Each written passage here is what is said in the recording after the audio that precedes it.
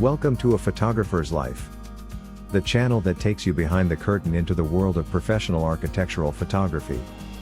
Join us now for an episode with some of America's premier architectural photographers.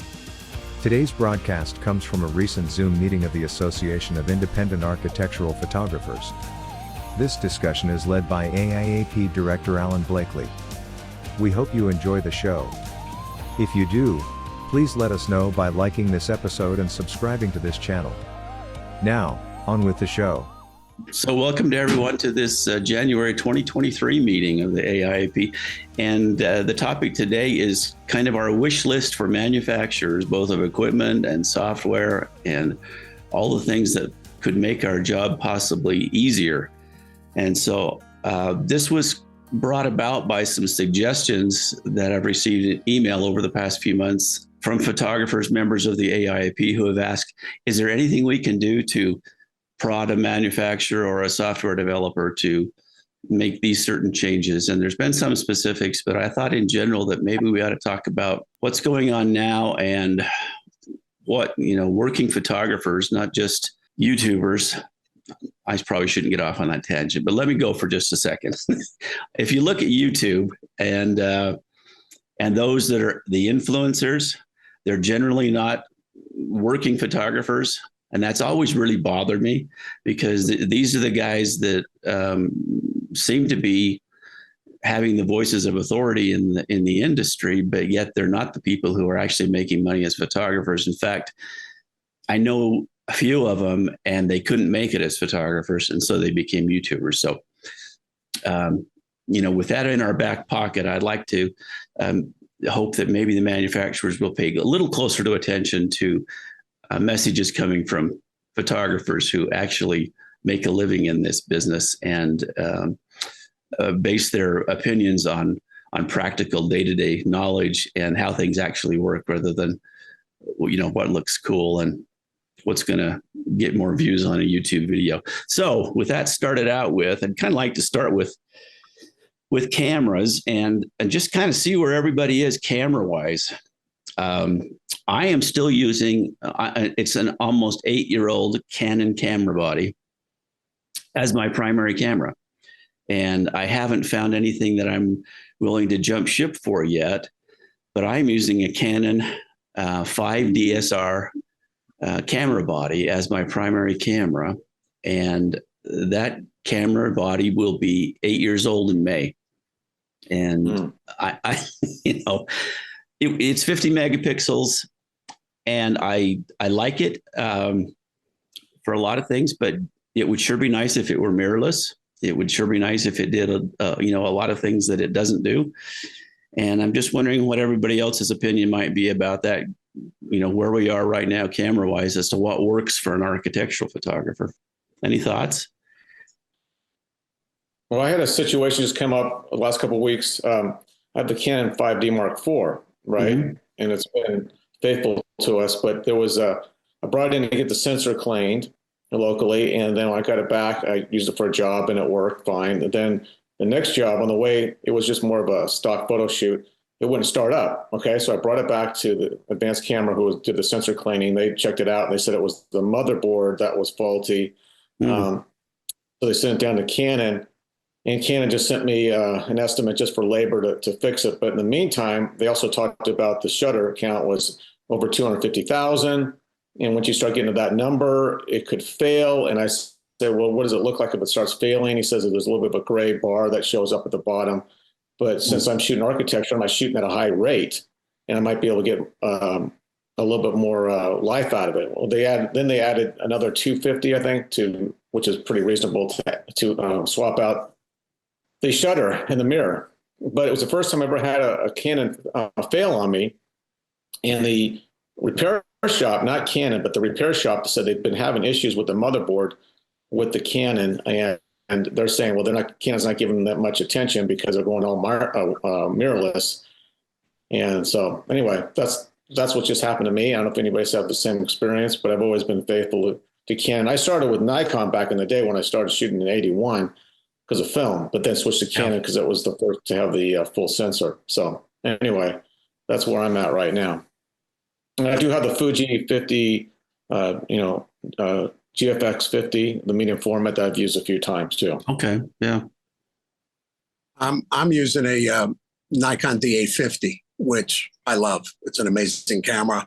I've had zero issues with it, and the quality is incredible, and the lenses are all sharp. I use all Nikon lenses, so I'm good with my hardware. I've got some software questions, but hardware for me has been. I've been a Nikon guy since the '70s, so Yeah. it's all I've ever used. So I used a 780 before, just for some backup. I have a D780, but the 8 my workhorse. Hey, Thomas, question. I can tell by your hairstyle that you've been shooting as long as I have. Yeah. And I also shoot with a Nikon D850, and I think it's terrific. What's your widest tilt shift lens? Do you use a 20? I don't use it. Okay. I don't use a tilt shift lens.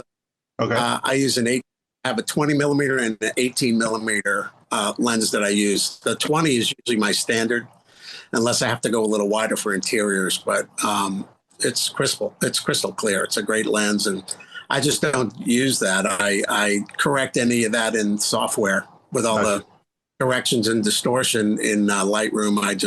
It's easier to do it that way now. I used to have them, but I don't use them anymore. Gotcha. Okay. Yeah, I also have a D850, and I'm really happy with it. I use the 12 to 24 quite a bit. So I do a lot of powder rooms when there's no other way I can get a picture except it's a really wide lens, and it hardly needs any correction. I also use a 16 to 35, which is really sharp, but it needs some correction. I use Capture One, and it does really well with correcting and all kinds of tools to fix whatever's wrong with the picture. What about when you push it to 12 millimeters, is that sort of distort the, not the actual distortion, but the perspective on the room, the size? I try not to get too much of an angle when I use that. It's usually orthographic, a flat shot. Oh. And I try, and I do correct that a little bit. Capture One allows you to fix the perspective so it's not quite so distorted. Got it. Yeah, I'm real happy with that, and I basically use those two lenses most of the time. Then I'll do details with a 28 to 200. I'll shoot details with that. Yeah, I've got a 35 fixed I use for close-up creative shots. Yeah. So I'm bokeh, and it's really nice. Works great. A buddy of mine who I went to architecture school with is really hot on the new Sony camera. I don't know anything about it. He used to use Pentax, but he's raving about the Sony. I'm not sure anything about it, but he does a lot of landscape creative shots, and he does really nice work. You know, I see a lot of guys using Sony cameras, but not in our particular profession necessarily.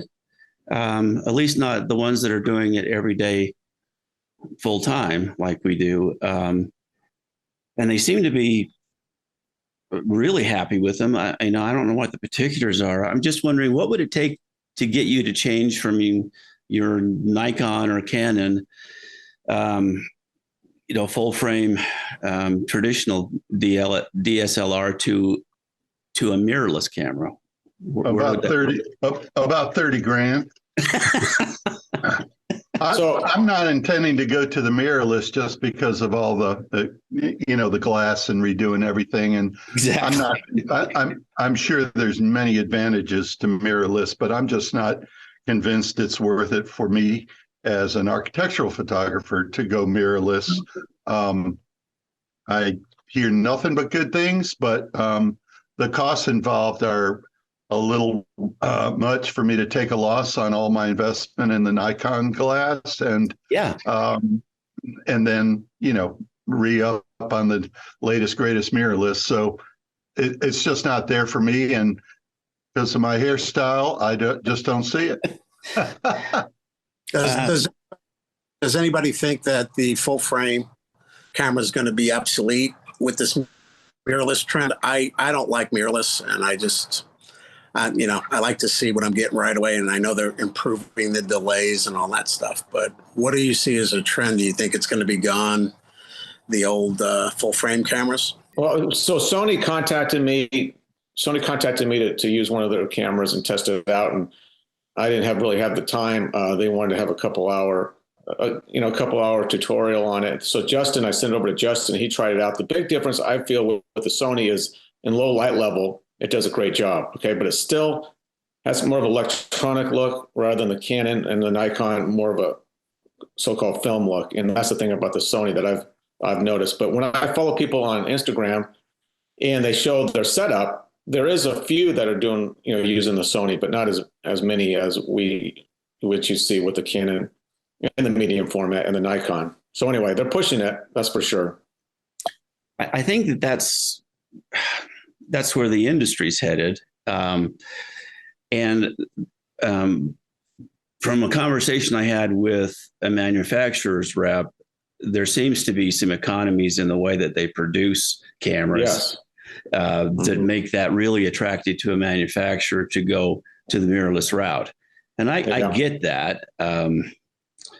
But like Brian was saying, with the investment that I've got and the fact that I've got white hair and I've been doing this for 40 years, I don't see myself jumping on anything right now. And I know that there's people that are that making adapters and all that kind of stuff that I could use my glass on a mirrorless body. But to your point, David, the look of some of these cameras, and not to single out Sony in particular, but it doesn't look the same. The files don't look the same. To me anyway, I don't know what it is. It's that intangible that you have a hard time putting your finger on. And I don't know if it's local contrast or what it is, but it seems a little harsh to me. And so I've got a fellow that assists me from time to time, and he has, the latest and greatest all the time. And they just don't look the same. And I still prefer that older aesthetic that I'm getting with my 8-year-old Ken body. But yeah, go figure. I think it's like any equipment in any profession. Like I shoot a lot for in the logging industry, and they have either Doosan equipment or Hitachi or Case, but whatever has been working for them over the years, why change it, right? And I know we're not comparing apples to apples here, but when it comes to our livelihood, and everybody here has been successful, or they wouldn't be on this Zoom call. It's like what's taking you to the dance, so to speak. You got to go with what's been working for you, and why jump ship unless somebody's got some money coming towards you, to be sponsored by one of these manufacturers, and that happens too. So yeah. But anyway, it works for us, and we're not getting any younger, so let's just keep going with it. Can I throw out another question about not DSLR digital versus mirrorless, but what about the format size? Is there anyone here shooting larger format than the 35? Like I said, I have the Fuji, the GFX 50, 50 megapixel, and that's a medium format. And the advantage to that is you don't have to layer the exposures, take multiple exposures. It's got quite the dynamic range. It doesn't have I don't have the variety of lenses that I have with the Canon. So, I need to start making that switch over. I heard that they have an adapter for a tilt shift, but on the edges, it's not as sharp as you like it. But anyway, again, when you look at Instagram and see some of these high-end shooters, the younger high-end shooters, the guys that are 30-year-olds shooting for Architectural Digest and so on, a lot of them have the medium format. Yeah, I was just, I think you're exactly right with the bit depth that it is capable of. That to me seems like essentially the main advantage of that medium format. But in terms of enlargements and what my our capabilities are, I do a lot of printing in-house. I don't have any problem going up huge with that Nikon D850 image file processed properly. And I'm sure, obviously, the bigger, larger megapixel capture can go up larger, but the practical side of things is, in my mind, is how often do they really go up that large? And, even if they do, there might be a huge difference to the viewer, but to me, I just don't see it. And in terms of processing those files, storing them, everything that's involved with a much bigger file just doesn't appeal to me as being that big of an advantage. Latest, greatest gear, biggest, bestest. I think, I believed in that for many, many years, but I'm going to stick with the Nikon right now, and it's not just my hair. One of the other advantages of the medium format, we probably all shot 4x5 transparency and negative film back in the days. Okay. So you compare a 4x5 image with a 35 of the same scene, you get more of a 3-dimensional look with a 4x5 image. And it's the same thing. So the larger the sensor, the more that 3D look that you get. And that's what you get with a medium format. Besides the depth of the file and the dynamic range, it has more of a feel of the shape in those images. It's hard to describe, but more of a 3-dimensional look. And that's, all you guys here probably shot 4x5. You understand what I'm saying about that look. And that's what you get with the 2 1/4. The real test for me was, for my 850, was I had a hotel client that I used the 850 for, and I got an unusual request from the owner wanting to put the image up on a billboard on Interstate 10. So I sent them the largest file I could. And what amazed me is what they could do with that file post-production to get it to display on a billboard. And it came out beautiful. And that was from a D850 up on a billboard on I-10. So that was sort of my test for what kind of range that camera has. And it was pretty amazing. So, I'm sticking with my good old Nikon's 850s. Yeah. Some of my clients actually don't like too large of a file, and exactly, because most of them use it for, their digital display on the website and so forth. But rarely do they want a big blow up. They used to want a big blow up print. I used to shoot with a video, which is phase 1 now, and I felt like I was doing weightlifting when I used that camera. That was so heavy. I really enjoy the 30 or the Nikon D and Canon size now. Yeah, I think there's a lot to be said for the practicality of the format as well. I'm sure, we all lugged around a 4x5 and we know how fun that was. But, and I get manufacturers who want to have me demo a large format type camera. But if in practical use, I just would not want to be bothered with it at this point. It just doesn't work. And like Dale was saying, our clients, by and large, are using these, online, and very, very seldom. They maybe use them for a news or a magazine ad or something like that, and that happens a lot, or and collateral printed materials. But still, the file size becomes really cumbersome for a company who's, running Windows 98 on PCs and stuff like that. They just, they can't really handle that. They call me up and say, I can't open this file, and can you squeeze this down for me? So, yeah.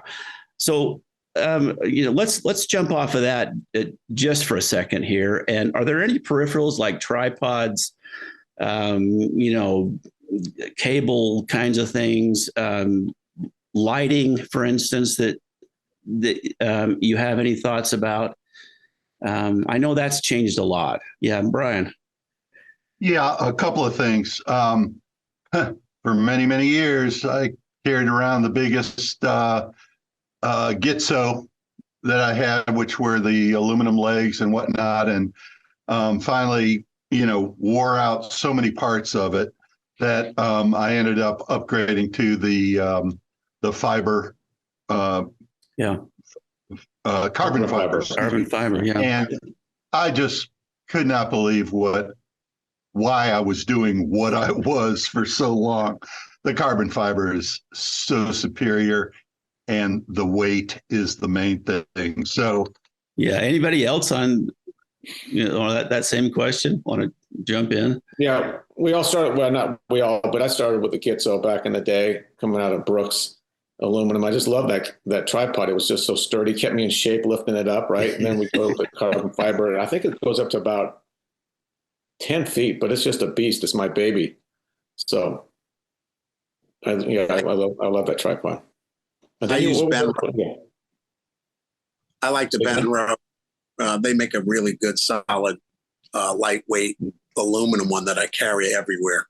It's really easy and got a nice case. I can throw it on my back, and I'm on it all the time. It's my number one accessory. So it's really nice. Yeah, I went to carbon fiber probably 20 years ago, and I've still got the big aluminum ones, and I've even got a Burlbach wooden tripod still. But yeah, the carbon fiber is huge, and I find myself as the years have progressed, just trying to get lighter and lighter and lighter in what I carry. I used to have a full-time assistant that I didn't care how much he carried. And so, that was different then. And I was carrying around, 2000 watt second power packs and multiple heads and all that kind of stuff, but not anymore. Lighting wise. One thing about the tripod head real quick, because I know a lot of guys pay a couple grand for the Arca Swiss. I don't have that box. I just have the geared head Manfrotto. But do any of you guys use the Arca Swiss body, the box one? That's a couple grand. No, but you know what I'm talking about, right? Yeah. I'm using the Manfrotto. That's the $800 or something like that. I don't know. The geared one. Yeah, the geared one that's got the the quick move and the fine adjust, and yeah. I love that. I've used that for many years. I know that there are a number in the group that are using the Arca Swiss, but I've never used one, so I can't I can't speak to that at all. I mean, there's tripod head envy when you see it out there. It's like having a little Maserati. Oh yeah. But, I don't know if it makes a difference. It might. I've never demoed it, but I was curious. Yeah. One thing. I'm sorry. I just mentioned one thing I've always battled with since the beginning of time was finding the perfect camera bag to carry around all the gear. It was this or that. I finally found a solution that I think is amazing. I've taken a North Face weatherproof bag, duffel bag, and then I found the insert that fit in it perfect for cameras. And what it allows me to do is have this sort of backpack, shoulder strap, weatherproof bag with the customized insert to fit inside of it. And it's been my favorite bag ever since. I've been using that for about 3 years now. And I know there's all these concerns about people, carrying all the gear, all the lenses, but it's been perfect for me. And I love it because it's a mountain backpack that, you can hard to destroy. I mean, it's waterproof. And sometimes I'm out on the water in the rivers here in Florida, and I just want to make sure that, the cameras are protected. So it's a good solution I found, but I just wanted to mention that to everybody. If they're looking for the perfect bag, that way you get to design your own bag with a known manufacturer like North Face. I suppose a lot of you are using maybe hard-sided cases as camera cases. That would be my guess. That's what I see in the airports most of the time. I'm using a Manfrotto hard side case, which it's actually a spinner suitcase kind of thing. It's a carry-on size, but I can carry 2 camera bodies and 6 lenses and a few other things like that. And actually quite a few other things like that.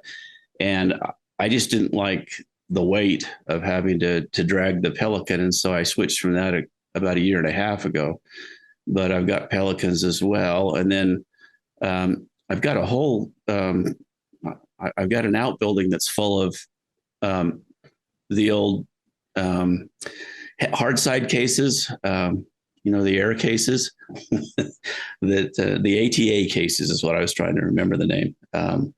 Nobody uses those anymore. The anvil cases, the anvil ones that have the hard cases. Then before that was the Halliburton cases. You remember that, the silver? Yeah. Mm-hmm. Burns. I had one. I use when I travel when I have to fly. I use the Nanook.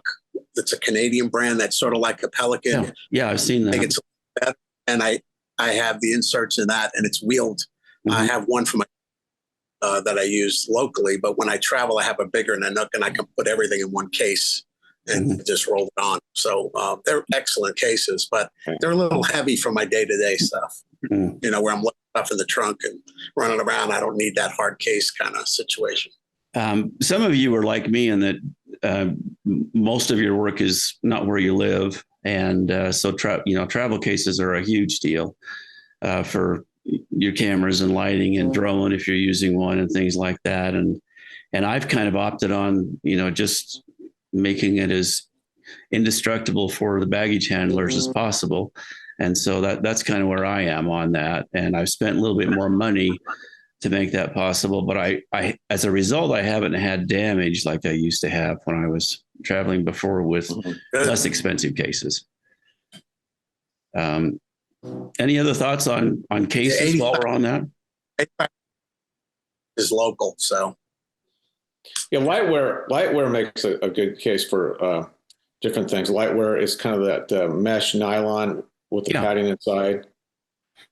I've used that for a while. It's just when we look over the years, the last 20, 30 years, and how many more cases we could take on an airplane. Now you can only have 1 or 2 and then start charging you more. I remember the Porter, you just probably give them 5 or 6 cases, give them $10 and they put it on the plane, but that all went away.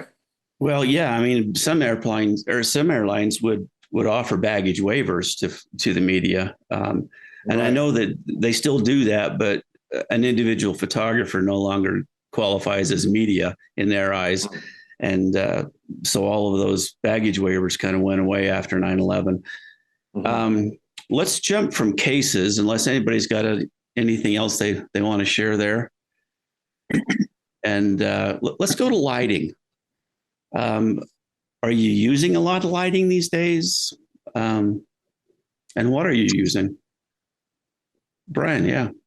Yeah. It's interesting how, LEDs have really done some good things. But I started testing them. I'm using hot lights. I'm using, Pro, what are they? Lowell Pros for the smaller ones. I use Aries for, 650 and 1,000 watts. And those quartz filaments are so clean. Oh, yeah. And what I realized after investing for my rental studio, which is mainly used for video production, is I've invested in a few high-end LED lights that are bicolor, which means you can change the color temperature. And I did a side-by-side test, and I tuned the LED, and these are a brand called Aputure, A-P-U-R. Yeah, Aputure, not aperture, but Aputure. And they're expensive, and you can dial in whatever Kelvin degree you want. So I matched it to the 3,400 degree, or is it 30? 2 to 100 degrees, whatever it is. I matched it to the ARRI light, quartz lights. What I found is the CRI index, the color rating index. The aperture and all these higher end LED manufacturers claim and say, and I believe it, is that their CRI, their color rating index, is greater than 96 on a scale to 100. Well, you know what? There's a huge difference between a CRI rating of 96 compared to the good old quartz filament, Aries and Lowell's, et cetera. I mean, we're talking night and day. In my mind, I thought I was going to move to LEDs for location lighting. But there's no way until they get better. The CRI, the color rating index, they're pathetic compared to the clean quartz filaments. So that's my 2 cents on that. I was really hot on LEDs and getting it, they burn cool, they're cooler, they're more efficient, blah, blah, blah, blah, blah. They're a lot more expensive, but they do not look, in my opinion, anywhere near as clean and as good as pulling out a good old 3,400 degree quartz filament. I have to agree with that, Brian. I found the same thing. I've got a set of bicolor LED lights, they're light panels, and I thought that was going to be the ticket. And you're bang on with how they look. And what I noticed specifically was how things muddied up in the the lower end values of blues and magentas and reds, those kinds of colors. There wasn't the definition that my 40-year-old Aries gave me. So I understand that's probably where most people are going to end up, because although, I was in Hollywood last summer and we were in an area where there was a big film production going on, and you could tell that there was serious money behind the production, and every light on that truck was an ARRI. So, Yep. And it's the look, but you do pay for it, and it's a little more work, and you've got to have leather gloves and the whole bit. So, interesting. Is anybody using strobes here still, or? Yeah, I'm still using strobe, but getting back to the LED, because I don't know how we're pronouncing aperture, whatever. I bought that light because you can adjust the color temperature, of course, and I like it for exteriors because it has batteries, and definitely quartz is your first choice, but for the ease of use on an exterior house or a building, and you need some fill light out there, not having to bring my generator makes a big difference. But I do use strobe. I started with Speedotron back in the day, and then Hensel, and I've got some Bajas. So strobe is always going to give you that little bit more sharpness too when you have that strobe. In the color, I just always feel like it cleans your colors up. Now the direction in architecture, a lot of it, as you guys see, is this more of a natural look. There's kind of a heavy mood, and you can get that with strobe. But I just see that's less shadow detail in so many shots nowadays. So, but I do still use a little bit of strobe, but not as much. I'm sorry. I'm using Broncolor Primos, which are ancient, but those are great though. They're great. And, those little tiny power packs put out 3,200 watt seconds if you got the bigger tube in them. And I've used them for years, and you can't get them fixed anymore, but you can find them on eBay for less money than you'd pay to fix a pack. So especially a few years ago, pre-pandemic, a lot of people were dumping that stuff. So I just snatched up a bunch of heads and a bunch of packs. And, look at me. I'm not going to be doing this forever. I'm sure that my collection of strobes will outlive me. The one thing I'll say about them is they do not travel well. The Primo packs have got one big circuit board in it that's screwed up inside with 4 screws. And no matter how padded it gets, I've had it thrown off a plane and it cracks that board. And the same with the tubes. Those tubes sit into 2 little feet and they get very brittle over time, almost too brittle to want to remove them. But when a baggage handler throws them down, I've had legs snap off the tubes. And those are god awful expensive to replace. So I love them. I think they're great lights. They're good for architecture. They'd be lousy for something fast like fashion because the recycle time is slow on them, but it's a lot of light in a little tiny box. Yeah. I'm using kind of ancient stuff. I mean, I've got Bajas like David does, which, you can't buy those anymore, except used, but you can still get them fixed. You can still get parts, but, and then I've still got a collection of Dying Light power packs and heads, which I use from time to time, and it still works for me just fine. And if I need to travel really light, I've got an older quantum flash. I don't know if anybody has ever used those. It's 400 watt seconds and I've used them. A speed light. And it has a battery pack that you have to carry with it, but that's an amazing light. And, you can fill up a room with that. And I use that quite often, but I haven't really found good results when I travel with my LED stuff. So, I'm still stuck with strobes, and that's probably what I'll end up with. I've got a couple Einsteins that I use, but to the travel notion, I've had equipment break. Most of my work is on the West Coast from Washington to California. And I just drive everywhere now. I'm tired of things breaking on the plane or, the hassle of packing them and so forth. So I'm old school. I just drive. I like road trips. But most of my work is down south, is institutional work, schools and police stations and fire stations. I hardly use my strobes anymore with the new software that allows you to bring out all the shadows and the highlights. Only time I use my Einstein is when I'm shooting portraits for friends and things like that. That the software has kind of left my lights behind. Has anybody gone to Godox?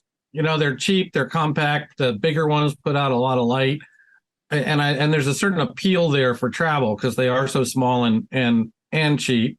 Anybody made that move or not? I use the Godox, the 360. This is Justin talking. And it's one of the main lights I use. I do a lot of residential. And so it's a 360 watt second, I believe, paired with some speed lights. And that's primarily what I use for my lighting. And do you like it? I do like it. It's they're compact, they're easy to carry around. I trigger them. I have some Yongnuo flashes that I use, which I'm not too fond of, but the triggering is so much easier. The handheld triggers are very convenient for me. So that's primarily what I use. So yeah, I have a couple of there's a couple different brands like the Godox. There used to be one called Cheetah, which I don't even think they make anymore. It's basically the same exact product. So I have 2 of those, and I use them, and they work well for me for the lighting I need. They're not as powerful as some other strobes. So I'm thinking maybe at some point I'll get some more powerful strobes. I'm actually going to do a workshop in Texas, signed up for that for February. It's taught by an architectural photographer. And so I think he uses a lot of like pro photos. So that might influence my purchasing decisions as far as lights go. But for what I've been doing, it works well for me so far. The Pro Photo is one that I see a lot, and they're actually quite active in sponsoring events. And so they get their product in front of a lot of potential buyers really quickly when they have a workshop and the person presenting is using Pro Photo. And that's what we used to use when I taught at Santa Fe workshops, was the Pro Photo gear. And it's great gear, but I still have my Bajas. What's that price point in every accessory? Yeah. Pro photo is just crazy. Yeah, it reminds me of Broncolor in that regard, you know, back in the day. So, but yeah, but they are durable. You know, they really are. They really hold up well. This is Phil just chiming in. I'm pretty much all Pro Photo S2s and A1s. And man, they're durable. And you know what? They hold their color temperature across their entire spectrum. Yeah. And the real thing I like about them is that all my modifiers fit all the equipment. So whether I've got S2s on assignment or A1s, doesn't matter. If I need to change a modifier, I can easily switch from one to another. And I just can't say enough good things about them. I know they're costly, but they really hold up well. And Profoto stands behind them. When you have something go bad, they repair it quickly. Do you have the mono? Where's the battery? The battery mono? All of them are battery. Okay. Yep. Yeah. So I don't have to go around looking for electricity. Right. Yeah. But lightweight, they work out great. Well, they have a great reputation. One of the light that I use now and then is it's by Paul C. Buff. It's a ring flash with a honeycomb grid on it. And if you want to just spark up like a cabinet and make it look like daylight coming through, when you put that honeycomb grid on it, it really gets that effect. So I use that now and then. I'm a big fan of honeycomb grids. I used to put that on my Speedotron too. Yeah. Yeah. Yeah. I use a lot of grids as well. Interesting. That's it's an interesting reveal when we start talking about what we use to light things up with, because I think most people think that it's a lot more complicated than it is. But I think this is a good jumping off point to go to the software, like Dale was mentioning, because that has opened up just such a whole new world of how we expose and create photographs in conjunction with lighting or without lighting that we could never do before. And so I'm curious to know what your software package looks like that you're using and how you're using it for your architectural photography. Anybody want to jump in there? I used to use Lightroom, and then I want a copy of Capture One, and I've never gone back. I know they're very similar in the way you use them, but they have regular upgrades and a lot of seminars on how to use it better. I'm really happy with it. And then I just poured it into Photoshop. I'm a Bridge into Photoshop guy. I just use Bridge as my raw file processor. I shoot mostly untethered with Cam Ranger. Occasionally shoot tethered into. I like shooting tethered into Capture One, but it's got a few drawbacks. And frankly, if your operating system and your camera operating system and your laptop operating system aren't all exactly synced, Capture One can get a little picky about it. But yeah, mostly for post-production, it's Bridge into Photoshop. I'm using sort of three programs. I do a lot of HDR photography for my interiors. So I send that in Aurora HDR, and then I import that into Lightroom. And then any final touches or things I can't do in Lightroom, I put into Photoshop and port it back and forth. But Aurora is a great program, and I'm waiting for upgrades, but I don't even know if they're ever going to do one. The only complaint I have about all of these programs is capturing the detail of the windows when you're doing interiors. I find I have to go back and manually, pull that out. Ask those. Yeah. On some, it'll work great. On others, it doesn't. So if anybody has any ideas on that, that would be my one recommendation is for all these programs is to, for us, it's important to, sometimes you want the details, sometimes you don't, but it's just extra work that we have to do in Lightroom or in Photoshop to get those windows to really look sharp. Because I'm blending 3 or 4 exposures to get it right, and it looks great, but then sometimes that window gets a little washed. So I'd rather have, that would be my one enhancement. I've sent that recommendation to everybody, all the manufacturers, and I never get a response. So yeah, that's the bane of our existence are burned out highlights. Yeah. If it works burned out windows and burned out light fixtures, editing would be a whole lot faster. Yeah, I've been doing battle with Skylum software online for, I don't if you look at their forums, you'll see me in there with regard to Aurora and also their new Luminar Neo, which I have that also. They made it so it won't batch process. They've got this great HDR module that they're purporting, but you can't batch process with it. So anyway, they don't like me right now as of today, but the Aurora product was an amazing product, but they're choosing not to support it. And I've even gone to the point of, are there any? Well, Photomatics is another one. I've gone to Photomatics and says, can't you create your product like Aurora?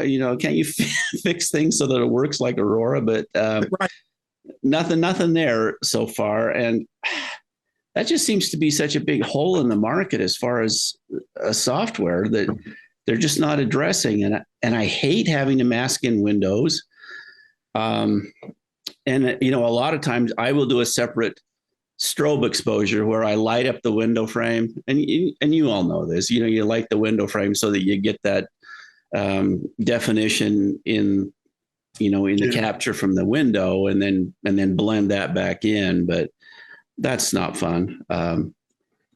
I thought that Skylum was headed the right direction with Aurora, and thought that maybe if they kept working on it, it would get there. But no such luck.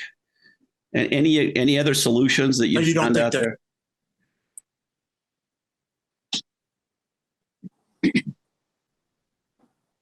Is Photomatics the other alternative? Because I've tried it and I don't like it. So do you have any other ideas as far as alternatives to Aurora? Photomatics, I think, is still a possible solution, but it doesn't look the same as Aurora. I started out using Photomatics many, many years ago. I mean, when I first started shooting digital. And it has the two directions you can take your blending. You can go with the tone mapping, which is what most people do, and that and what most people associate with what HDR is, and it's that really garish, cartoonish color, rendition and that kind of thing. That's the tone mapping route. And the other route that you can take with Photomatics, and you have to make this choice in the program, is to go to Fusion. And exposure fusion is the route you want to take.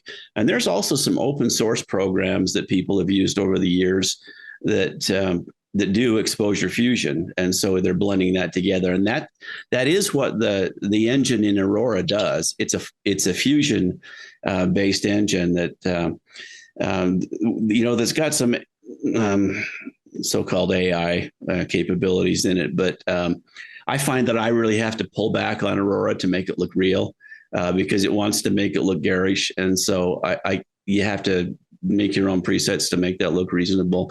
I don't know what's going to happen with that whole market, honestly. To me, it seems like the market is perfect for somebody to jump in with a product that actually works and just sweep the whole market, because Photomatics and Skylum have just been dragging their feet about fixing things that everybody's screaming about online and have been for years. So I don't know why they're so inattentive to the problems that we're facing, other than the fact that we're not, a major part of the market. And a lot of the people that are using that stuff, they want it to look garish and cartoonish and unreal. And that's where they're going. And unfortunately, that's what Luminar, that's the direction they've taken. Luminar is, look what we can do with your normal realistic photograph to make it look like not a photograph. But so that's kind of where we are. I think that most of us are probably, using that Lightroom to some other ancillary product. And then into Photoshop if we need to, and then exporting. But I wanted to mention before we jump off here about the Topaz software. And I use that a lot. And I use the denoise more than anything. And that has made such a difference in the look of my photographs. Not that you could really tell that there was a noise issue or anything. And the denoise does the job of taking care of that noise as well as sharpening it slightly. And you have to play, nice with it, because you can really make things a mess if you don't. And then there's also the sharpening, topaz sharpener, and then the gigapixel in situations where you're going big. And I'm sure, Brian, you know all about this. If you need to upscale a file, gigapixel is amazing. Somebody asked me for a file for a billboard, and I've got, say, a 300 megabyte file. Well, yeah, I can give them a 3,000 megabyte file with, a three gigabyte file with no trouble at all, and it looks amazing. So the Topaz suite, they used to offer a discount to us. They pulled off of that. I'm not sure why. I've been in correspondence with them. They used to offer AIAP 25% discount, and that went away in November. And so I'm trying to renegotiate that. But that would be an excellent thing to look at if you don't already use those products, because they're amazing. Yeah, I have to send along my 2 thumbs up for Topaz. I use the gigapixel occasionally when I need to go really big, but I use constantly the denoise, which also does whatever degree of sharpening you want to. Yeah. And they're really pretty amazing. Yeah, they have saved a job for me. At least once a year, I have a job that I would have to reshoot were it not for denoise. Because I've missed something somewhere, haven't bracketed wide enough, something happened, and denoise pulls it out, and it looks just wonderful. So, yeah, 2 thumbs up for Topaz software. Anything else on the software side of things before we jump off here? I just wanted to mention something real quickly about what I'm seeing with respect to renderings and then AI generative images. I'm seeing more and more of the AI generative images that are looking increasingly realistic. It's amazing how fast that technology is progressing. Yeah. So I can see that at some point chipping away at our workload. If clients can take, maybe even a scan or something and generate and adjust the lighting to taste in the software. So that's just something I see on the horizon that's coming, very quickly. Chat GPT has been in the news a lot, but the AI generative imagery is also progressing and advancing very quickly. I think that's an important point, Justin. Yeah. There's some stuff out there right now that is amazing and gives a photographic rendition, and the architects are using it. It looks wonderful. I had a conversation with an architect recently about that, and what I came away with, and what was really the culmination of our discussion, is that the software still doesn't tell you where to stand and what to look at, and that's where the architectural photographer has the advantage. Is they're really not paying us for the equipment or the software or whatever we do.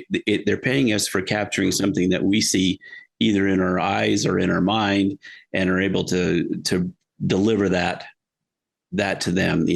And to me, that's the competitive advantage of an architectural photographer. It's not about what you use to make the image, other than the fact of what you bring talent wise to the image. That they're paying us for what we see. And so as long as we keep that in mind, I think these other things are interesting and novel, but at the top end of things, there's still plenty of work. And I had a mentor years ago that once said, there's always room at the top. And I've just kept that in mind, and I think that still applies. David, question. Well, as far as, so Justin and I, we're buddies. We're here in Portland. And as far as my stock photography, we've been seeing a lot of the AI affecting our bottom line a little bit, and also rendering. So that's what we're talking about, is mostly stock photography, because I'm with Getty and Getty and Shutterstock and iStock. So it's a scary time as far as weaning us out of actual photos. And it started with the rendering, 3D rendering, with stock photography. So That's what we're. Yeah, important point, not to be concerned about. diminished. I appreciate that. Thanks to everyone who's taken part today. This has been a great meeting. I'm going to pass this on both as a digital file and as a letter with some bullet points about the things that we've discussed and identified with regard to cameras and lenses and peripherals and software and those kinds of things. And that will go to the Imaging Alliance and to their members. And so hopefully, at least they hear our voice. Whether they do anything about it or not, different story, but at least they'll hear us. So thanks to everyone. I hope that you have a great rest of the month. I will post another announcement about a meeting for next month, and I hope that you're all too busy to be here. So in that regard, take care and have a great day. Thanks. Thank you, Alan. This has been another episode of A Photographer's Life. If you've enjoyed this program, please let us know by liking this episode and subscribing to this channel. A Photographer's Life is brought to you by the Association of Independent Architectural Photographers. This episode is copyrighted, and may not be used in full or in part, without the written permission of the AIAP. Please join us again soon for another inside look at the world of professional architectural photography.